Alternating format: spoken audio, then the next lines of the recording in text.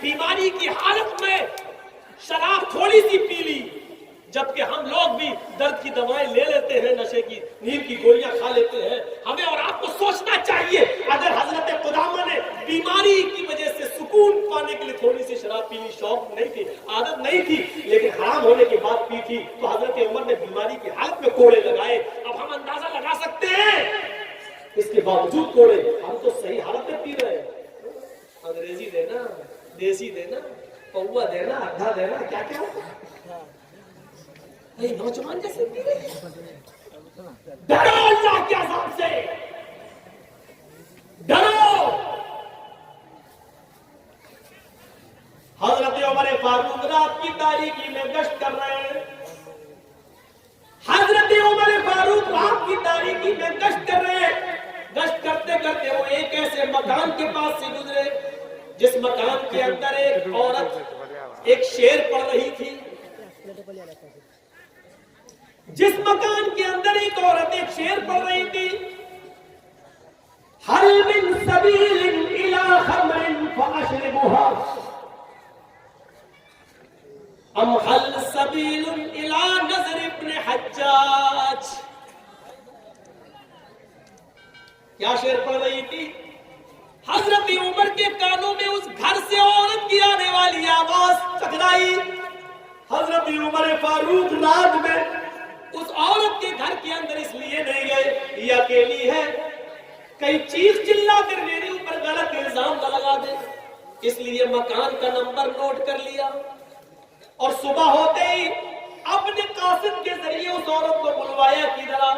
وہ عورت آئی، اے عورت، ہاں میری ماں بہنیں سنیں ذرا، اے عورت ادھر آ، کل تو یہ شعر پڑھ رہی تھی، حل من سبیل الی خمر فاشربها، کیا کوئی راستہ ہے شراب پیخانے تک جانے کا؟ کیا کوئی راستہ ہے شراب کا کہ میں وہاں تک پہنچ جاؤں، فاشربها، اور شراب تھوڑی سی پی لوں؟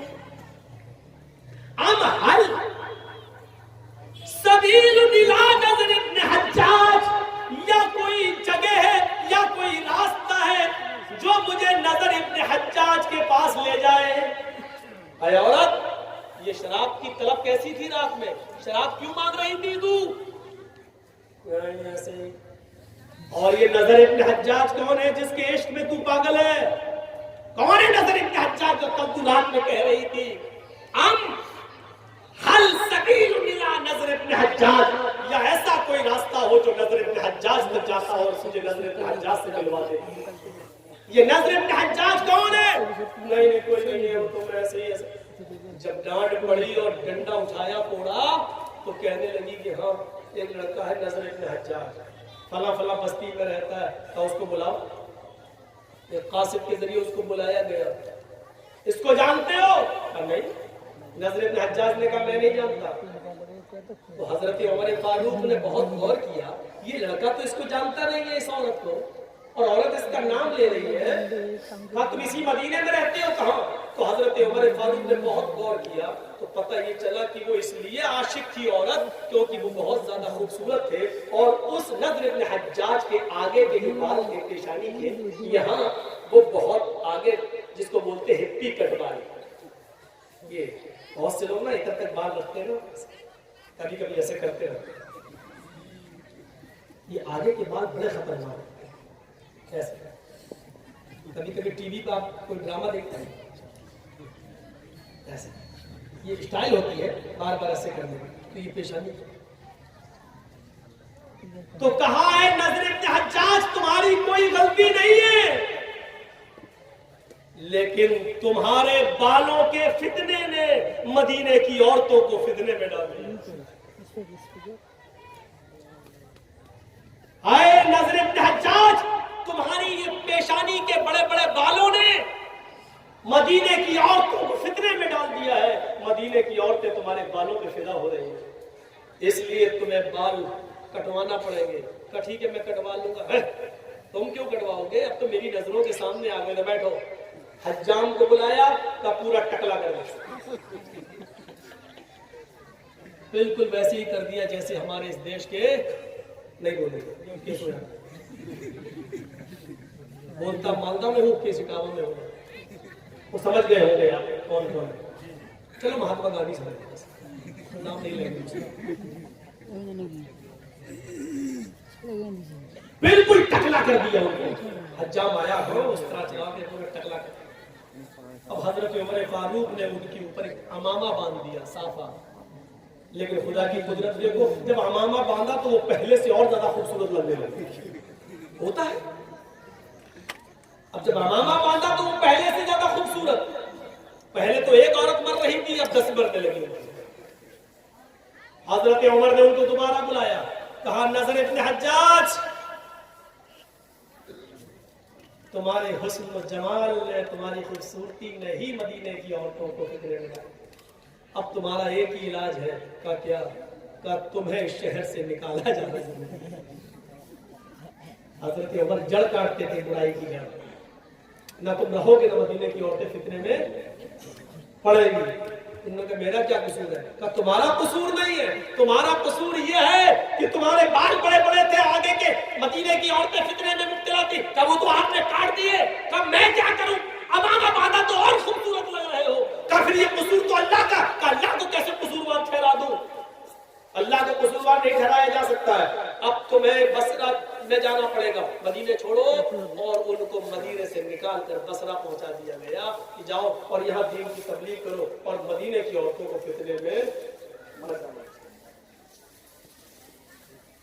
یہ کام ہوتا ہے گاؤں کے سردار کا سرپنچ کا نکالو گے ارے تم بال کٹوا نہیں سکتے ہو نکالو گے کیا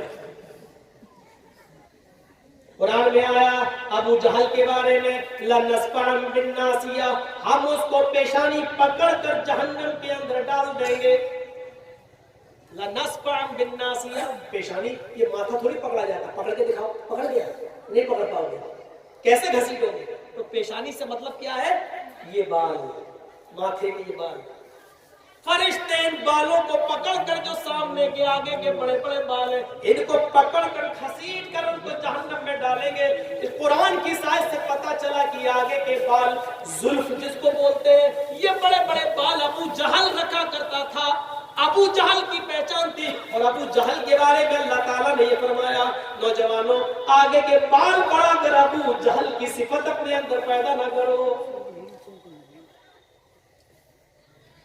شراب وہ مانگ رہی تھی کہ شراب پی لوں تاکہ میں نظر ابن حجاج کو بھول جاؤں یا کوئی مجھے نظر ابن حجاج کے پاس پہنچا دے پتا چلا وہ شراب اس لیے مانگ رہی تھی تاکہ نظر کو بھول جاؤں یا پھر نظر ابن حجاج کے پاس چلی جاؤں اور اس کے ساتھ اس کے جسم سے چپک جاؤں زنا کر لوں سچ کہا اللہ کے نبی نے شراب ہر برائی کی جڑ ہے ہر برائی کی جڑ سنن نسائی کی ایک روایت موجود ہے سنن نسائی کی ایک روایت موجود ہے حضرت عثمان غنی اس حدیث کے راوی ہیں فرماتے ہیں کہ قوم بنی اسرائیل کے اندر ایک بہت پکا بڑا پرہیزگار عابد عبادت گزار تھا جس نے اپنی پوری زندگی اور عبادت میں گزار دی اس علاقے کے اندر اس بستی کے اندر ایک بدکار عورت رہا کرتی تھی جس کا شوہر مر گیا بیوہ تھی اور وہ نوجوان لوگوں کو تلاش کیا کرتی تھی اس کی نظر اس عابد پر پڑ گئی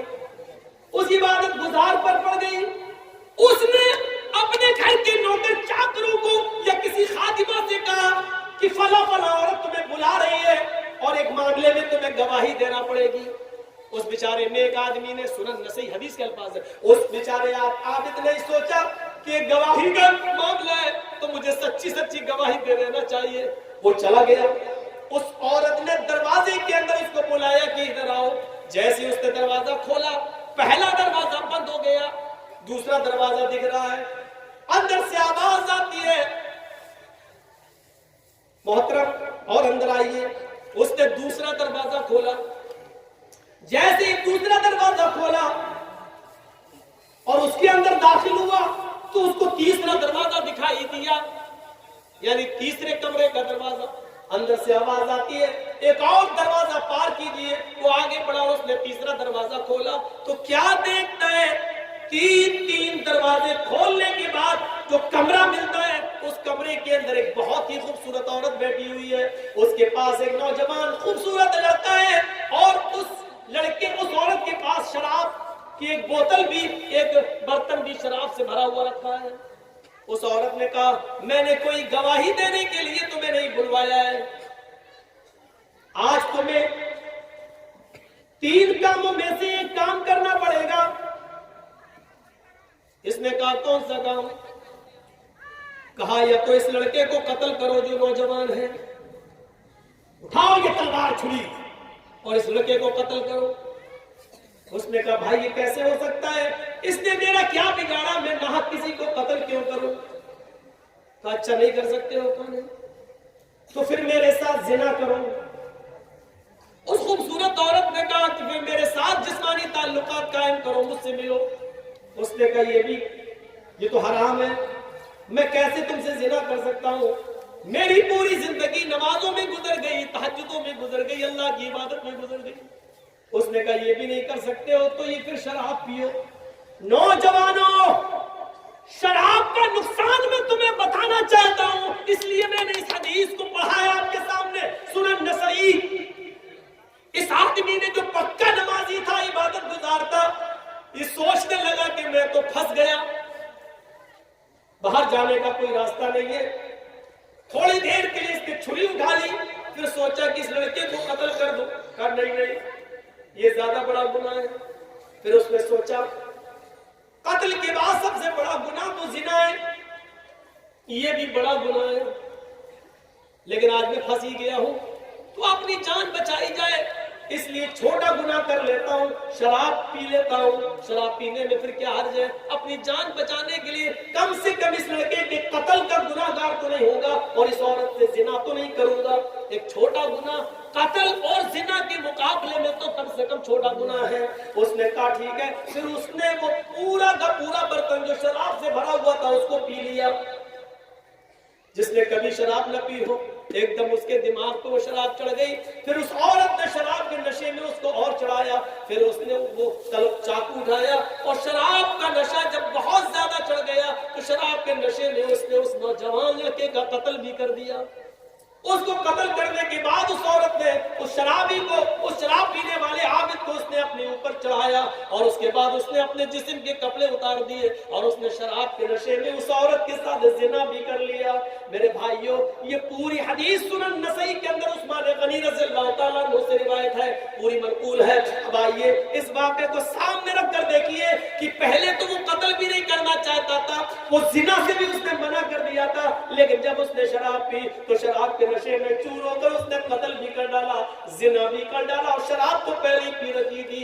یعنی ابھی تو ایک گناہ نہیں کرنا چاہتا تھا، شراب پی کر اس نے تینوں گناہ کر ڈالے ہیں۔ سچ کہا اللہ کے رسول نے، شراب مت پینا، فَإِنَّهُ رَأْسُ كُلِّ فَاحِشَةٍ، یہ شراب ہر برائی کی جڑ ہے۔ شراب پینے والا پھر زنا بھی کرتا ہے، شراب پینے والا قتل و قتال بھی کرتا ہے، اور شراب کے نشے میں جو لوگ دھت ہیں اور نالیوں میں پڑے رہتے دیکھیے، وہ اپنے گھروں میں آ کے اپنی ماں کو گالی دیتے ہیں اور اپنی بہن کو بھی گندی گندی گالی دیتے ہیں۔ میرے بھائیوں، وہ اپنی بیٹیوں کو بھی گالی دیتے ہیں، کیونکہ شراب انسان کو اس مقام پر پہنچا دیتا ہے۔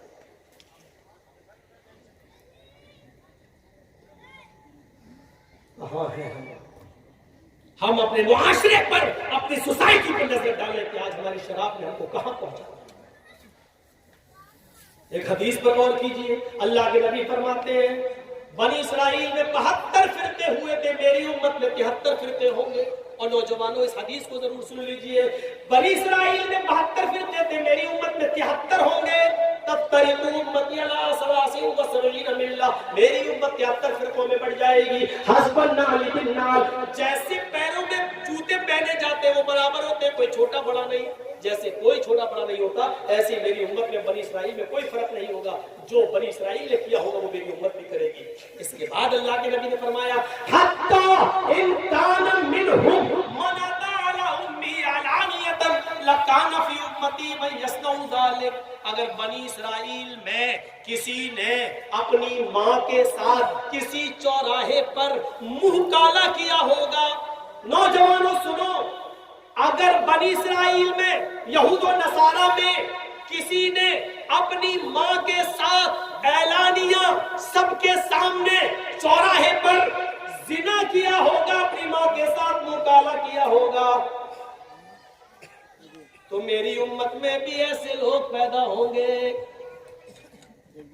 حتی ان کان منہم من تعالی امہ لکان علانیتن لکان فی امتی من یصنع ذلک. تو میری امت میں بھی ایسا زمانہ آ جائے گا قیامت سے پہلے کہ تم دیکھو گے کہ میری امت کے لوگ یعنی مسلمان بھی اپنی ماں کے ساتھ علانیہ زنا کریں گے, چوراہے پر زنا کریں گے, اپنی ماں کے ساتھ مکالمہ کریں گے, اور جب تک ایسا نہیں کریں گے قیامت نہیں آئے گی. ایک بیٹا اپنے ہاتھ سے اپنے ماں کے گریبان کو چاک کرے گا, ایک بھائی اپنے ہی ہاتھوں سے اپنی بہن کے دامن کو چاک کرے گا, ایک بیٹا اپنے ہاتھ سے اپنے ماں کی عزت کو لوٹے گا, ایک بھائی اپنے ہاتھ سے اپنی بہن کی عزت و آبرو کو لوٹے گا. جانتے ہو اس نوجوان کو اس کی ماں کے ساتھ کھیلنے پر اور اس کی بہن کی عزت کو تار تار کرنے پر کون سی چیز ذمہ دار ہوگی؟ اس کی ذمہ دار ہوگی یہ شراب جس کو ہم اور آپ دل دادا بنے ہوئے اور جس کو پی رہے ہیں, کیونکہ شراب بھی ایک ایسی چیز ہے جو عقل پر پردے ڈال دیتی ہے, عقل کو چھپا دیتی ہے, اور جب عقل چھپ جاتی ہے تو ہمیں نظر نہیں آتا کہ یہ میری ماں ہے, یہ میری بہن ہے. یہ شراب کے نشے میں دھت ہو کر ایک لڑکا اپنی ماں کے ساتھ کھیلے گا, ایک بھائی اپنی بہن کے ساتھ کھیلے گا, اور یہ یہاں تک پہنچانے والا اور اس دروازے تک پہنچانے والی اگر کوئی چیز ہوگی تو وہ ہوگی شراب. معاشرے میں جہاں شراب نوشی بہت زیادہ ہے, میری ماں اور میری بہنوں, معاشرے کے اندر بے پردگی نے بھی ایک غلط ماحول خراب کر دیا ہے. آج کل جلسے بھی اس سے محفوظ نہ رہے. جلسے ہوتے ہیں تو میلہ لگتا ہے, اور میلہ لگتا ہے تو نوجوان لڑکیاں اور لڑکیاں اس میلے میں جاتے ہیں, ان کی لپسٹک بھی ہوتی ہے, پردہ تو بنگال میں دکھائی نہیں دیتا ہے. میرے بھائیوں, جہاں تالاب کے اندر ایک طرف لڑکے اور دوسری طرف لڑکیاں نہاتی ہوئی نظر آتی ہو, وہاں سے کون سی امیدیں لگائی جا سکتی ہیں؟ غور کرو میرے پیارے ساتھیوں, جو پردے کے بارے میں کبھی حضرت فاطمہ رضی اللہ تعالیٰ عنہ کو یاد کرو, جب ان کی موت کا انتقال کا وقت آیا تو انہوں نے اپنے شوہر سے کہا, اے علی میری انتقال کا وقت قریب ہے, مجھے نہیں لگتا کہ میں بچوں گی. فرمایا علی نے ایسا کیوں کہہ رہی ہو؟ اے علی میری ایک وصیت ہے, اس کو نوٹ کر لینا. حضرت علی نے کہا تم میری بیوی نہیں, تم میری وائف ہی نہیں, محمد رسول اللہ کی بیٹی ہو, بتاؤ تمہاری کیا وصیت ہے, میں اس کو ضرور پورا کروں گا. کہنے لگی فاطمہ, اے علی جب میرا انتقال ہو جائے, جب میں اس دنیا سے رخصت ہو جاؤں, جب میں اس دنیا سے چلی جاؤں, تو میرے جنازے کو, میری لاش کو کفن سے ڈھانک دینا. سفید رنگ کا کفن جب میری لاش پر چڑھاؤ تو میری لاش کو میری چارپائی پر بٹھا کر جب قبرستان کی طرف لے کر جاؤ تو آئے علی رات کے اندھیرے میں لے جانا, عشاء کی نماز کے بعد مجھے قبر میں دفنانا, دن کے اجالے میں دفن نہ کرنا. میری قبر کو دن میں, میری لاش کو دن میں نہ اتارنا قبر میں. حضرت علی نے کہا اے فاطمہ ٹھیک ہے میں ایسا ہی کروں گا, لیکن رات میں ہی کیوں, دن میں اگر تمہارا انتقال جلدی ہو گیا اور جلدی دفن ہونے کی نوبت آ گئی تو تم رات کی وصیت کیوں کر رہی ہو؟ دن میں کیوں نہ دفن کروں, رات میں کیوں دفن کروں؟ تو حضرت فاطمہ کا جواب یہ تھا, میری ماں اس جواب کو سنو, میری بہنوں اس جواب کو سنو, اور میری قوم کی بیٹیوں اس جواب کو سنو, اور اپنے آپ پر ماتم کرو. آج جو تم ننگا ناچ ناچ رہی ہو. حضرت فاطمہ نے کہا اے علی میں نہیں چاہتی ہوں کہ میرے مرنے کے بعد مجھے جو کفن پہنایا جائے, میں نہیں چاہتی ہوں کہ میری لاش کو جب چارپائی پہ اٹھا کے جنازہ آگے بڑھایا جائے تو میں نہیں چاہتی ہوں کہ غیر مردوں کی نظر میرے مردہ جسم پر پڑے ہوئے کفن پر بھی پڑے. چہرہ کو دور, میں نہیں چاہتی کہ میرے مردہ جسم پر پڑے ہوئے کفن پر کسی غیر مرد کی نظر پڑے, میں نہیں چاہتی. یہ تھا محمد رسول اللہ کی بیٹی کا پردہ, یہ تھا محمد رسول اللہ کی بیٹی کا حال جو انتقال سے پہلے یہ وصیت کر رہی ہے. وہ موبائل چلانے والی ہو سوچو, وہ فیس بک چلانے والی ہو سوچو, وہ واٹس ایپ پر الٹی سیدھی اور خوبصورت لڑکیوں کی فوٹو لگا کر نوجوان सोचो, शायद तुम्हारे बारे में अल्लाह के नबी ने फरमाया ऐसी औरतें कभी भी जन्नत के अंदर दाखिल न होगी। ला यदखुलुल जन्नह वला यजिदन रिहा, जन्नत में जाना तो दूर, जन्नत की खुशबू भी नहीं पाएंगी। मेरी बहनों अपने आप को संभालो, मेरी कौम की बेटियों अपने आप को संभालो। पूरा महाराष्ट्र में आज देख लो कितनी मुसलमान लड़कियों ने कोर्ट में एप्लीकेशन दे दी है और वो गैर मुस्लिम लड़कों के साथ आज निकाह करने के लिए तैयार है। कितनी गैर मुस्लिम, कितनी मुसलमान लड़कियों ने गैर मुस्लिमों के साथ निकाह करने के लिए एप्लीकेशन दे दी और कह दिया मैं चाहती हूँ कि मेरी शादी इनके साथ हो। मेरे बाप और मेरे भाई मुझे रोकना चाहेंगे लेकिन मैं बालिग हूँ, मैं इसी गैर मुस्लिम के साथ अपनी मर्जी से निकाह करने के लिए तैयार हूँ। ये इसी बेपर्दगी का हाल है।